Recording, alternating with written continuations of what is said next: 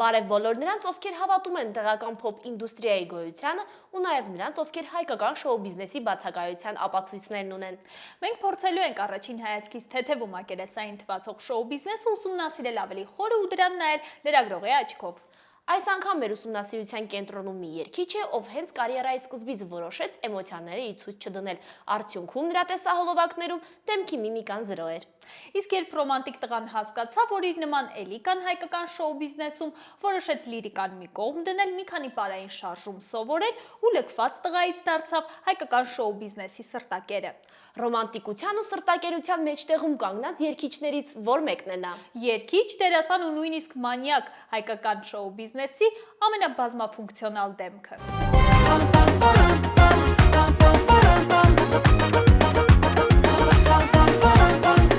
Մեր երեքի կոշիկները նման են իրար։ Ես մի քանի րոպե առաջ նայեցի Նարեկի կոշիկներին, հետո Ես էլ նոր սենց էի, ինձ գացիկ թե չեմ։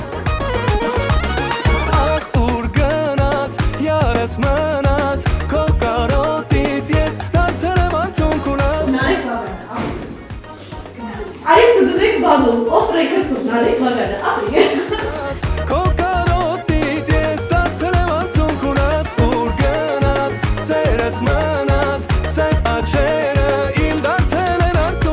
Հետաքրքիր էր։ Հա։ Ամեն օր։ Եվ այսպես այսօրվա մեր հյուրը Նարեկ Բավայանն է։ Բարև Նարեկ։ Արեցես։ Քո առաջին տեսահոլովակը վերջին անգամը մի անգամից հիթ դարձավ, երգը սիրվեց ու Նարեկ Բավայանին հիշեցին ու ճանաչեցին հենց այդ տեսահոլովակից։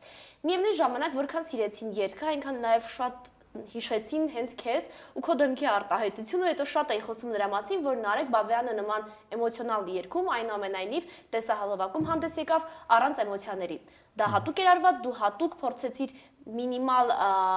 էմոցիաներ եւ զգացմունքներ ցուցադրել տեսահոլովակում։ Չէ, հատուկ չէր արված, իմ առաջին տեսահոլովակներ ու ինչքանով որ կարողանում էի արտահայտել այդ ժամանակ,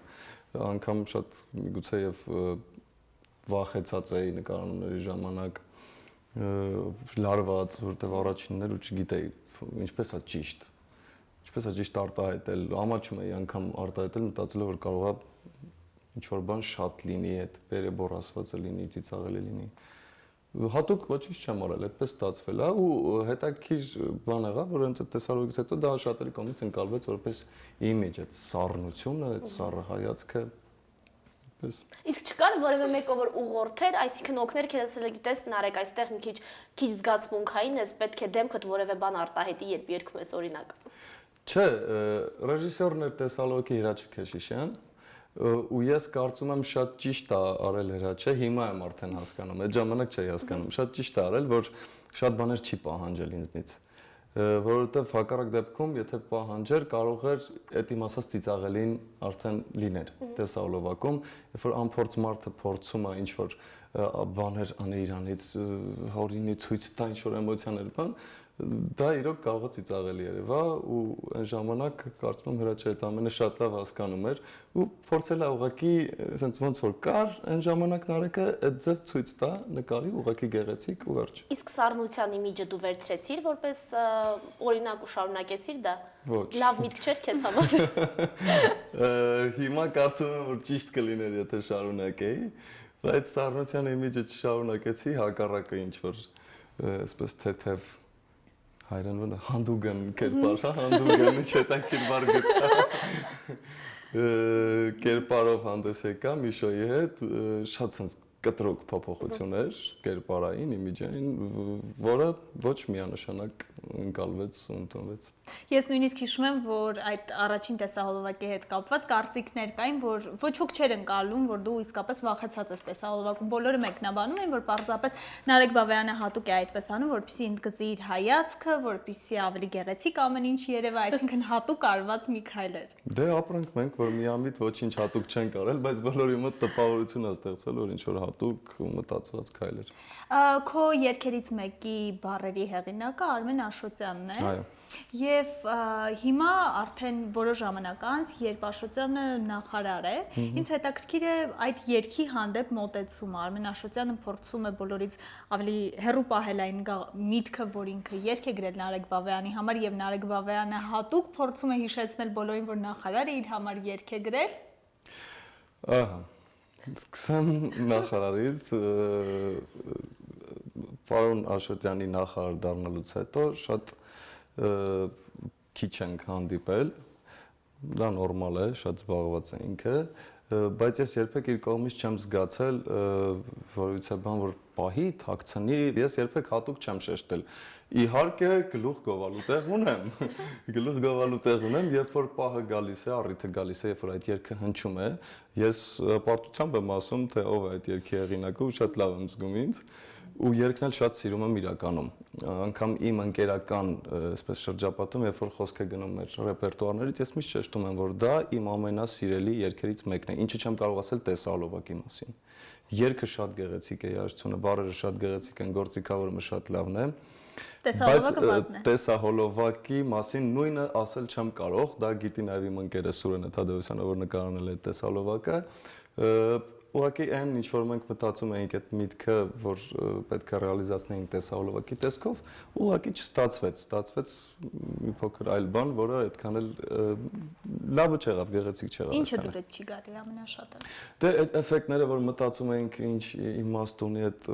կրակը իմ դեմքին եւ այլն, երևի չգիտեմ, այն ժամանակվա հնարավորությունները տեխնիկական չներեցին կամ ուղղակի պետք չէր դա անել, ամեն դեպքում այդքան էլ գեղեցիկ չստացվեց։ Դու խոսացիր քո կերպարի փոփոխության մասին, այդ հանդուգն կերպարի մասին խոսացիր։ Մենք երբ ուսումնասիրում էինք այն նյութը քո հետ կապված, որպեսզի հետո կազմենք հարցերը, դիտում ենք քո բոլոր տեսահոլովակները, եւս մեկ անգամ դիտեցինք, վերհիշեցինք Նարեկ Բավայանին։ Ու փնտրում ենք այդ քո հանդուգն տեսահոլովակները նույնպես, եւ տեսանք, որ համացանցում պարզապես չկա քո եւ Միշոյի տեսահոլովակը։ Ինչու չկա։ Այնուամենայնիվ իմիջիայլոց երգը կար, սա ուղղակի նաեւ որպես ինֆորմացիա, որ երգը կա, բայց տեսահոլովակը ոչ մի տեղ չկար։ Ինչու չկա։ Ուրեմն կա այսպիսի բան, եթե YouTube-ում կա official edge, այդ official edge-ը իրավունք ունի տեղադրի իր տեսահոլովակները եւ թույլ չտա մեկ այլ մարդու, որ տեղադրեն այդ տեսահոլովակները։ Ի սկզբանե այդ edge-ը ունեցել է Միշոն, ու իր edge-ում տեղադրված եղել են տեսահոլովակներ, ու այդ տեսահոլովակի իրավունքն ոնց որ անցել էր իրան։ Հետագայում երևի հանել են։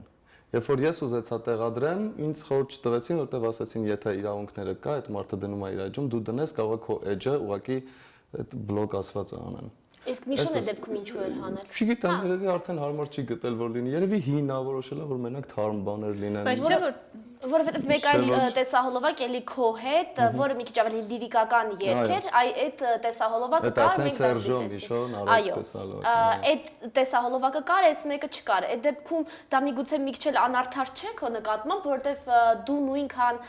արել էիր եւ աշխատել էր այդ տեսահոլովակի համար, որքան որ Միշոն։ Չեմ կարծում թե անարդար է, որովհետև ես ինքս համաձայն եմ այդ մտքի հետ, որ այդ տեսահոլովակը արդեն չլինի։ Չլինի ինչու։ Ես համարում եմ անցած էտապ։ Բայց նույն անցած էտապի տեսահոլովակներից, նաև քո տեսահոլովակներից, նաև Միշոյի, այնուամենայնիվ կային YouTube-ում։ Դե նրանք անցած էտապ են, որոնք համարում են, որ կարան լինեն, սա համարում եմ անցած էտապ, որը պետք չի որ լինի։ Իսկ հանելուց առաջ ամեն դեպքում ձեր մեջ երկուսիդ մեջ եղել է այդ խոսակցությունը, թե ամեն դեպքում Միշոն հանել է առանց քեզ ասելու։ Լուր, բայց իրար հասկանալով համաձայնություն։ Հայացքներով են միմյանց հասկացել։ Մյուս տեսահոլովակը, որը հանդուգն կերպարից շարունակություններ, խելագարսերը, բավականին մեծ աղմուկ հանեց, որովհետև հայկական շոու բիզնեսի համար նորություն էր այդ տեսահոլովակը մեր աղջիկներ, Նարեկ Բավայանը մեր աղջիկների մոտ, ճիշտ է, ուղակի շփում չկար, նույն տեսահոլովակը նկատի ունեմ։ Այս տեսահոլովակը ստեղծելիս դու ինքդ զգում էիր, որ այնուամենայնիվ ինչ որտեղ չափն անցավ եւ գուցե դրանով էր պայմանավորված այն, որ հետագայում այն աղմուկ հանեց եւ շատ տեղերում նաեւ արգելվեց, թե հենց նպատակը այդ էր, որպեսզի ստեղծվեր մի տեսահոլովակ, որ աղմուկ էր հանելու։ Չէ, նպատակը աղմուկ հանելը չէր։ Ես կարծում էի, որ կլինի, բայց ոչ այդ աստիճանի։ ոչ այդ աստիճանի չի ուզում, ցավոք սրտի այդպես շատ սկանդալային դարձավ ինքը, ինչ որ չափ անցնելու բան չի տեսնում դրա մեջ, որովհետև կար երկու տարբերակ, փոքր-ինչ ավելի փակ եւ փոքր-ինչ ավելի բաց։ Ինքը չես կարծում, որ մի փոքր հակաէսթետիկ ինչ որ բան կա, թե այնուամենայնիվ կարծում ես, որ դա հայ իրականության մեջ էր դրա համար սուր ընդունվեց։ Երկուսն էլ Միգուցե մենք չստացանք այդ նույնը շատ էսթետիկ ու գեղեցիկ, ոնց որ ստանում են դրսում, միգուցե, բայց երկրորդ ֆակտորը ավելի ուժեղ էր հայ իրականության այդ սուր ընկալելը, վայ, ես ոնց անում, նույն բանը կարող է տեսնել ամերիկյան շոու բիզնեսի ինչ-որ տեսահոլովակներում, բայց երբ որ հայ կանի այդ նույն բանը շատ սուր քննադատության արժան է։ Բայց միգուցե վախեցավ, եթե եւս մի այսպիսի տեսահոլովակ նկարես, մեկ անգամ էլ արգել են, ինչքան կարելի է տեսահոլովակ նկարել եւ անverջ արգել են, տենց բան չեղավ։ Չէ, ամբողջ հարցն է, որ ես նպատակ չունեի տենց ինչ-որ սկանդալային բաց տեսահոլովակներ նկարել։ Սերժ Գաբյանը ռեժիսորը ինքն է լսել երգը, անգամ այդ երգի ռեմիքս տարբերակը ինքն է արել, Սերժն է արել։ Ու այսպես մտածել եմ, որ ինչ-որ sense եվրոպական ոճի փոքր-ինչ սեքսուալ, այսպես հանդուգն տեսահոլովակ նկարի ու ինքն է նկար անել։ Դա գիծ չէր, որ ես այդ ուղղությունը բռնել էի ու ես այդ կերպարով ուզում էի գնա, ինչ-որ բաց մեր աղջիկները անդադ լինեին իմ տեսահոլովակներում բացարձակ։ Դու երբ որ ես հարցը տվեցի, դու ինքդ նշեցիր եւ ինձ ուղեցիր, որ այնտեղ չի եղել Նարեկ Բավեյանը այդ աղջիկների հետ։ Դու ինքդ կոնտակտ չի եղել, որովհետեւ դու ինքդ այդ համարձակությունը դեռևս չուներ եւ վախենում էիր քննադատված լինել, թե ուղղակի այդպես էր մտածված։ Չէ, տենց էր մտածված, ես դրա մեջ համարձակություն չեմ տեսնում։ Որ նորից սուր կքննադատվեր։ Ես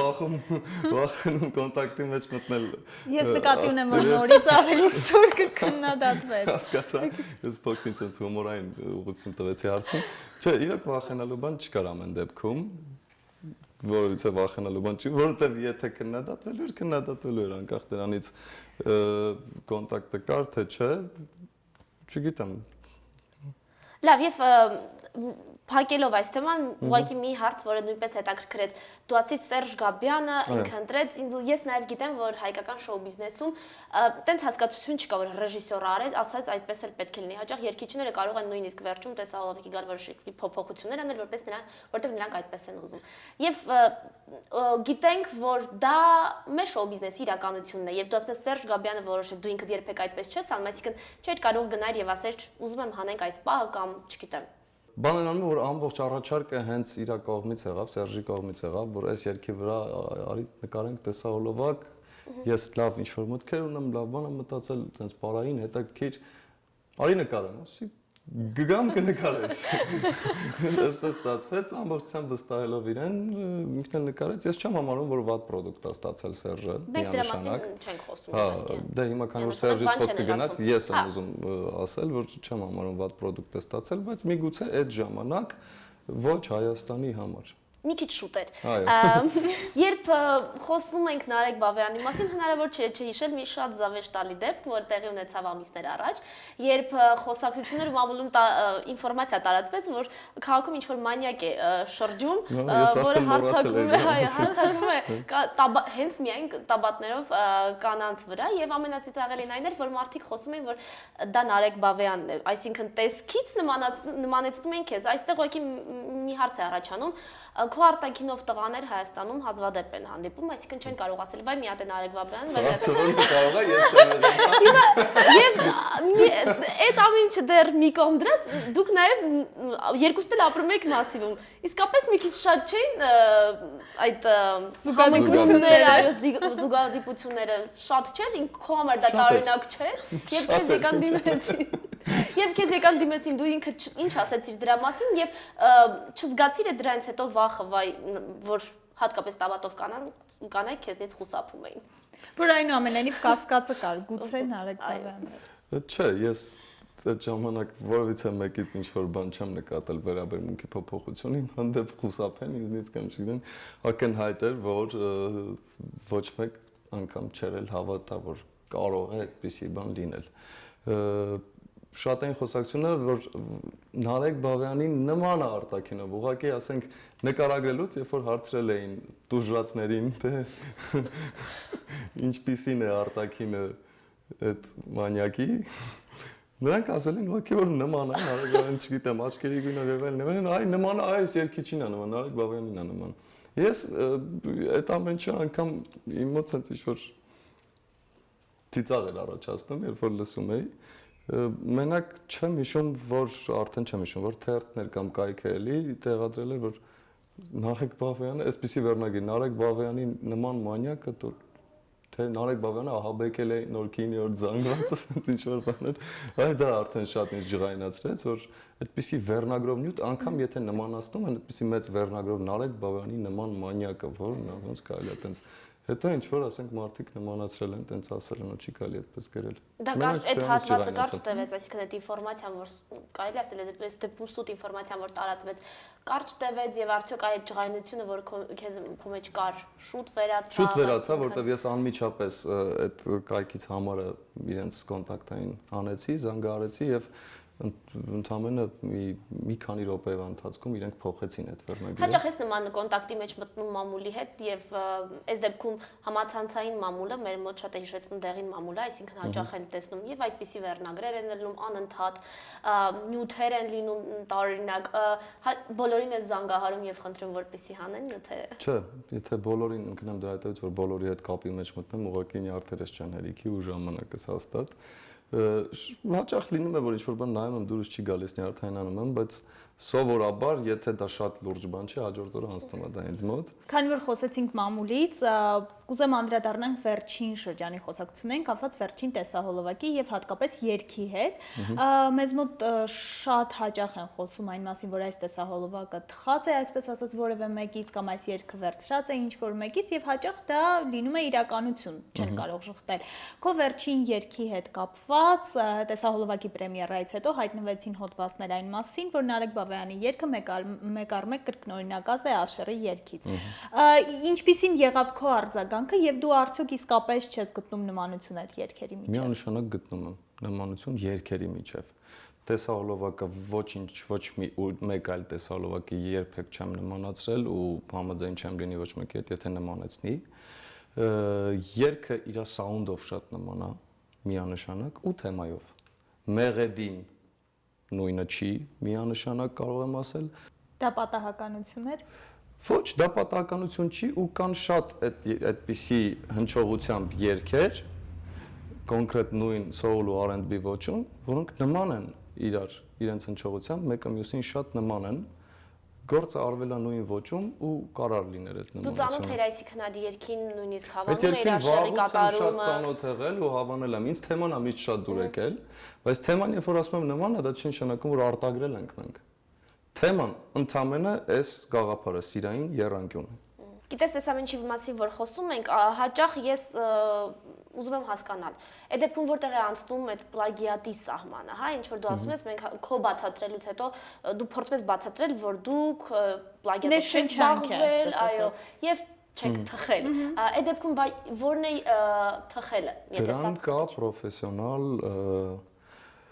մեկնաբանություն, ասենց ասեմ, եթե նույն հարմոնիան է երաժշտական, եթե կան չեմ հիշում կոնկրետ քանի նոտա իրար հետևից կրկնվող, դե չեմ սխալվում 14։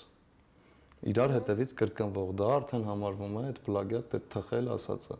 Ինձ անկեղծ ասած զարմացրեց այն, որ դու ինքդ խոստովանեցիր, որ երգերը նման են։ Դու եկար այդ եզրակացության, որտեղ հասկացար, որ պրեմիերայից հետո իսկապես ակնհայտ է նմանությունը եւ բոլորը դա հասկացել են ու ժխտելը արդեն անօգուտ է եւ որոշեցիր ինքդ խոստովանել, թե ի սկզբանե հասկանում էր, որ եթե մի բան անում ես, որը նման է լինելու, ուրեմն դա պետք է բացեիբաց խոստովանես, որովհետեւ շատ կատարողներ կան, որոնք իսկապես նման են երգերը եւ նրանք չեն խոստովանում, որ նման են։ Ես երբ որ անում եմ գործը, ի սկզբանե գիտեմ ինչ եմ անում, բայց դա չի նշանակում, որ ես որ գործ արեցի, պետք է գամ մի անգամից դուրս գամ ասեմ, ես ձեզ ներկայացնում եմ նոր երգ, որը նման է, այս ինչ երգին ես գտնում եմ, որ նման է։ Կան մարդիկ, բնականաբար, ովքեր լսում են, մենք ապրում ենք 21-րդ դարում ու բոլորին հասանելի աշխարհի, չգիտեմ, հակառակ կողմում, հա, գլոբուսի մեկը կարող է ինչ-որ մի բան թողարկել ու մենք 5 րոպե հետո լսենք դա։ Այնպես որ այստեղ պահելու ոչինչ չկա։ Եթե սաունդը նման է, ուրեմն նման է։ Ես կտրված չեմ այս աշխարհից, որ չգիտեմ, գամ ասեմ, ոչ մի բան նման չի, ես նոր հեծանիվ եմ ստեղծել։ Խոսեցինք պլագիատից եւ ես հիշեցի քո մի քիչ վաղ աշխատանքներից մեկը, ուղղակի մենք խոսում ենք հիմա սաունդթրեքերից, խոսենք մի քիչ ֆիլմերից եւ մի ֆիլմից, որում դու նկարահանվեցիր, դա հեռուստասերիալ էր, որը շատ նման էր հենց փախուստ սերիալին, ամերիկյան, որը ուներ ամերիկյան տարբերակ, մենք կարծես վերցեցինք, ստեղծեցինք հայկական սա։ Ստեղծողները այդ ժամանակ էլ ասում են, որ մենք արել ենք այդ ֆիլմի հայկական տարբերակ։ Այսինքն դա պարզապես ֆիլմի հայկական տարբերակն է, լավ։ Խոսքը մեկ այլ բանի մասին է, դու դուրս եկա, որ այն առաջին երգիչներից էր այնուամենայնիվ հայկական շոու բիզնեսում, որ իր ուժերը փորձեց նաև հեռուստասերիալներում։ Հիմա արդեն շատ երգիչներ են այդ ուղղությամբ գնում, ոչ միայն երգիչներ, այլ տարբեր մասնագիտության մարդիկ իրենք նկարահանվում են հեռուստասերիալներում ու բավականին մեծ փառքի եւ ճանաչման արժանանում, երբեմն շատ ավելի մեծ, քան մինչ այդ երգիչ էին։ Քո վարկանիշը իսկապես բարձրացավ, երբ դու սկսեցիր նկարահանվել հեռուստասերիալում։ Ասել, որ Նարեկ Բավեյանին դրանից հետո մոռացան, իհարկե սխալ կլինի, բայց միևնույն ժամանակ ասել, որ Նարեկ Բավեյանի այդ փառքը մնաց նույնը, դա էլ սխալ կլինի։ Դու զգացիր այդ անկումը եւ արդյոք հիմա էլ պատրաստ ես եւս մեկ սերիալում նկարահանվել նորից այդ փառքի համը զգալու համար։ Սերիալում հայտնվելու նպատակ հիմա չունեմ։ Այդ ժամանակ, երբ որ նկարվեցի սերիալում, արդեն կար Նարեկ Բավեյանի, այսպես այդ փառք ասածը հիմա ասած չակերտավոր ասեմ։ Փառքը հենց նույն դու ասացիր վերջին անգամ երգից, որը շատ-շատ սիրվել էր բոլորի կողմից, ու արդեն բոլորն էլ որպես երգիչ ինձ գիտեին։